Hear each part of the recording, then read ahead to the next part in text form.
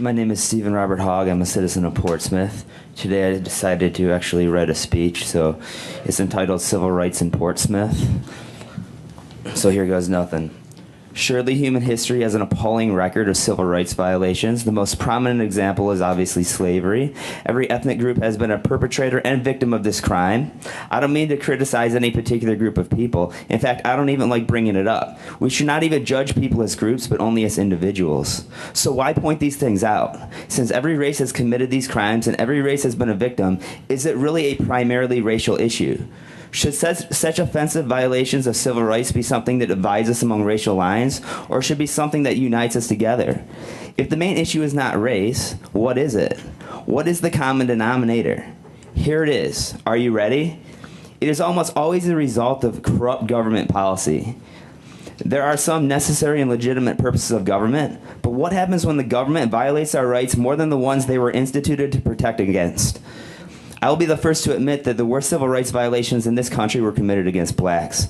There are many examples like Jim Crow laws, poll taxes, ideologies like separate but equal, or more recently the Contra cocaine controversy, where the Central Intelligence Agency facilitated the transportation of cocaine into Los Angeles and other areas with high African American demographics so they could hype up their alleged war on drugs.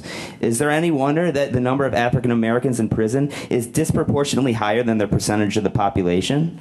Recently, there have been many shootings of African Americans in Portsmouth. Can I prove these were the result of police brutality? No. Only the witnesses of those events know the answer to that question. At the very least, I find it highly suspicious and concerning. But do we have to wait until people start dying to wake up to the fact that there are huge problems in Portsmouth? Are there not warning signs before it gets so extreme?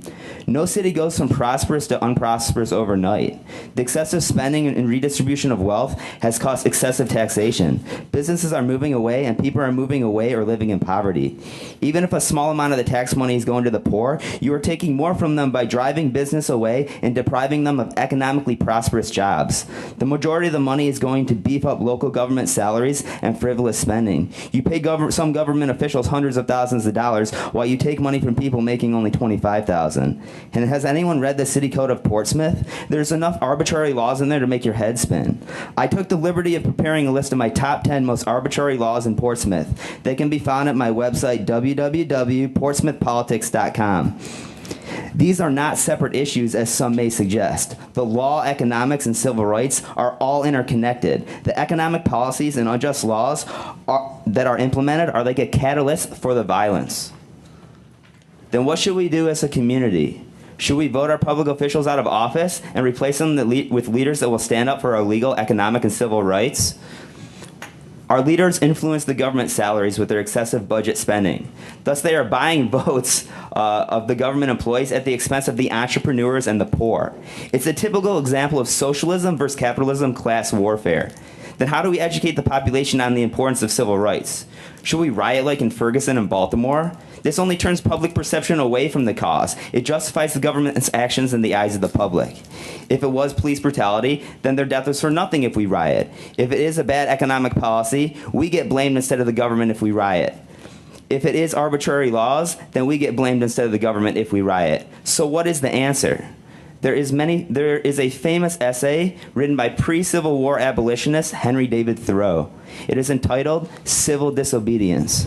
There are many examples of civil disobedience that have been very successful in this country and around the world. Rosa Parks, Gandhi, Dr. Martin Luther King Jr., and of course, the most famous example of all, Jesus. If civil disobedience is to be successful, it has to be done the right way.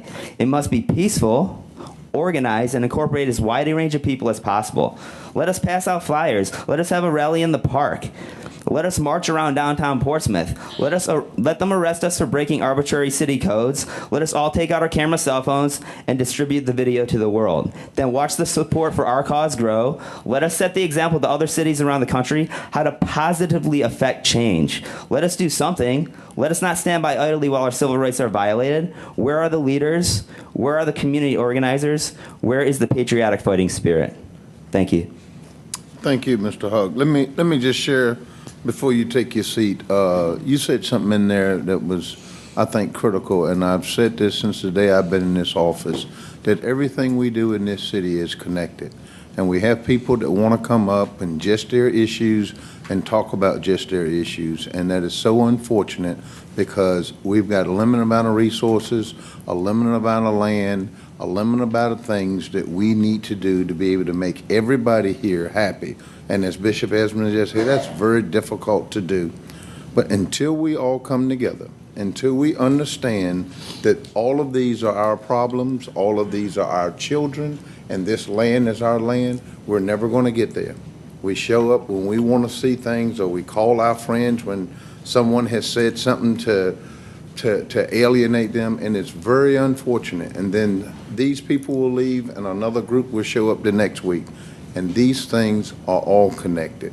And they start with our children, and they start within our homes, and they also include the government, our businesses, and people like you in the comments that you made. So thank you for that. Okay? Thank you. Mr. Barry Randall.